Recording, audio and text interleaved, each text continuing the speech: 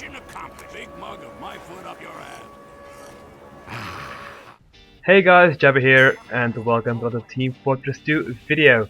I haven't really made videos in a week because I had a really bad cough and I couldn't talk, and you might still hear it in my voice. It's better now, so I can try and do my best to do some commentary. Not going to do a gameplay commentary, but I'm going to do a small commentary on the Tough Break update that's been released a few days ago. Now, there are tons of videos out there that discuss this update, discuss every single aspect of it. But I just want to talk about some specific things that apply to me, the classes I play, and I like to talk about. And secondly, I would like to talk about one specific map, and that is a Highpass. So Tough Break is basically new contracts, new skins, and new cases. Contract stamps, cosmetic cases, Snowy Coast, Vanguard, Highpass and Landfall maps, new taunts, and a bunch of gameplay changes. The ones that apply to me are, first of all class changes. Is the most noticeable for me is the base weapon switch speed change from 0.67 to a half second. When playing Scout or Soldier, classes I usually play, I feel this change enormously, and it's really beneficial. The weapon changes just so fast. Now it's only 17 hundredths of a second, but it's still super fast and really notices. And also for all classes, upon spawning, friendly players will show an outline for 10 seconds, which I think is really good. Especially when I play medic on competitive matches on TF2 Center, I can clearly see where everyone is, where I have to run, where I don't have to run. It's really useful, and I think you can also call out spies with that. If you see someone who doesn't have a border around him, it's a spy. But I'm not sure if that's the case anymore. They might fix that. And that's for the all class. Now for multi-class, the reserve shooter one is the most important one for me, because I hate reserve shooter pyros, as do most people.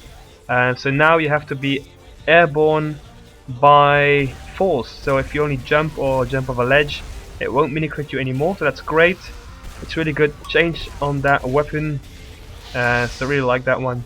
For scouts, the class I play the most together with Soldier, I think the most important part is that the map milk will have a cooldown reduced by 20% when you extinguish an ally, which I think is really good. It really encourages using that map milk on teammates instead of enemies, so it enforces a bit of more teamwork gameplay. For Soldier, lots of changes as well. Too bad that the Beggar's Bazooka got nerfed a bit, but it was a bit overpowered, so actually a good thing. All the rest doesn't really apply to me except for the Market Gardener, that has now a 20% attack speed penalty, which I think is really good. Because when I play Soldier, and I try to market gun people, I always meet one or two soldiers who do the same thing and then hit me on the ground in rage because they missed me. And I think that's really annoying. So I really like the fact that they gave it some attack speed, because when you rocket jump, you won't feel that, but if you're on the ground you will definitely notice that penalty in speed. But when you jump, that's really not important. Almost there for the sniper cleanest carbine. Oh, I had so much fun with that. I got some footage for that ready as well. Basically you now have to fill up a crikey meter that you can fill up by doing damage, and you can activate it and then switch to Bushwhacker and give your enemies awesome crits. Really cool combination of weapons to use with the Huntsman and the Bushwhacker. Really like doing that. And same for Jaratia, changed the same with the Mad Milk, 20% cooldown reduced when you extinguish an ally, so that's very good. I don't know if you extinguish an ally and hit an enemy player with it. For instance, if a pyro is burning someone and you hit them both with the Jaratia to Melt Milk, what will happen? I don't know about that. We'll have to find out. Then for the worst change in the history of Team Fortress 2 is the Phlogistinator, of course, and the Degreaser. Degreaser, the weapon that most people use who main pyro, has been nerfed dramatically. It's still useful. You can still flare punch people, other pyros, but you have to be really precise and have to be at a perfect distance to pull off the trick. Really, I'm a bit disappointed at the Degreaser nerf. I didn't think it had anything necessary to be nerfed, but supposedly Valve thought otherwise. And of course the Phlegistinator has been buffed dramatically. And this I don't understand. The Volition Detonator is one of the most hated weapons in Team Fortress 2, together with the Gunslinger and some other weapons, and they buffed it. I don't know why. This weapon, I'm not even gonna talk about it because it's so ridiculous. I'll link you to some other videos where people discuss this thoroughly. Put them in the description so you can watch those, but I'm not going to waste my breath on it. And then finally I want to talk about the medic changes. There are a lot of other changes to other classes, but I would like to talk about the ones that I care for. Now, medics have slightly healer health regeneration when healing a hurt patient, which I think is really good. During setup time, Ubercharge build rate is now increased by 3 times, which is amazing. I still have to test it, but I think it's possible if you're running Crit Creek on a map where you have a setup time. You can actually charge your Crit Creek, charge the demo with Crit Sticky Traps, and then build another Uber before the round begins. It might even be possible, but I'm not sure, to fill your crits the demo, put sticky traps with crit stickies, run back to spawn, get normal Uber, get back there, and get that full Uber. Even if you only get to 80% or 85% by the time you arrive at the start of the map, you can still get 100% before the enemy team is able to push out, especially when someone is hurting himself and you can Uber a bit faster. So I think that's actually possible. Still have to test it though, we'll see about that. Another great change is with the Crusader's Crossbow, you can now get Uber charge from healing players with your arrows. I think it's depending on the distance, how far they are and how much you heal, that you can Uber charge. I heard people say they got up to 10% Uber charge from one arrow, so that's insane. Really good. It should really encourage the medic to be a bit more aggressive and get more into the front lines, which I think is really good for the medic. That's actually all the class changes I want to talk about. Now I want to talk about one specific map called King of the Hill Highpass, and boy do I love this map. I think it's perfect. I have nothing to add to it. I just love it so much. I've been playing it for a lot. It's what you saw in the background all the time. It has the, I think that was UAK Crash, who made his recent video on map making.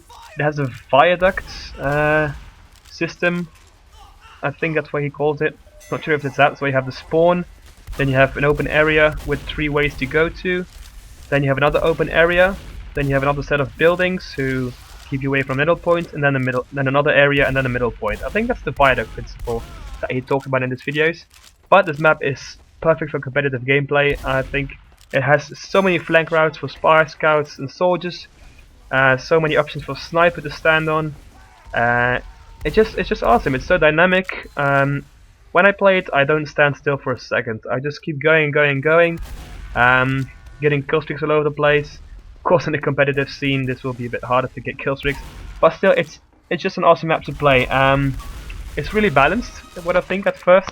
The amount of health packs and ammo packs are placed around in a good way, so you can get to one quickly. I actually had a few close escapes that were manageable to escape from by knowing where the health packs were, and they were really easy accessible. And a minor thing I like about this is the fact that the rocks in the middle area between the point and spawn, you can really easily get over those rocks, and I really like that. It's not like you get stuck on them like the rocks on PL Badwater. You can get really stuck on those rocks if you don't jump well, but the rocks on Highpass you can just run over, which I think is really nice. So if you want to get to the health back quickly, I don't have to double jump my way out of there. I can just run over and get to the health back, which is really nice. I'm still working on the rollouts. I might make a video of that later on. Do the demo man and the soldier rollout to see how fast I can get to mid and which ways are the best to use. But so far my favorite map in the game by far. It's only been out for a few days, but it's been my favorite map together with Process, because I really like Process as well. But definitely my favorite King of the Hill map. So yeah, that is my thoughts on Tough Break. I haven't tried out. I have tried out Landfall. It's capture the flags, not something I really like, but I do like the design of the map. Haven't played Vanguard. I know it's been tried in competitive scenes, but I don't think the reactions were that good. That many people complained that the map was not balanced at all. So see about that. And Snowy Coast, played it for a few seconds, but I just did not like it. I should probably give it another chance, but I just didn't like the feel of it. So Highpass, definitely my favorite map of this year to be released. Yeah, I'll be getting my contracts soon once my Tough Break campaign pass.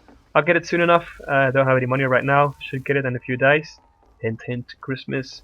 And then we can buy that pass and do some contracts. Yeah, Tough Break update. Some good parts, some bad parts. Phlogistonator. Overall, I'm quite happy about this one. And this really shows that the Valve development team is really looking forward to matchmaking by bringing all those changes together and trying to balance the game as good as they can, except of course for the pyro. So yeah, overall good update. It has my rating as a 8 on 10. Thank you guys for watching, and I'll see you all on the Highpass.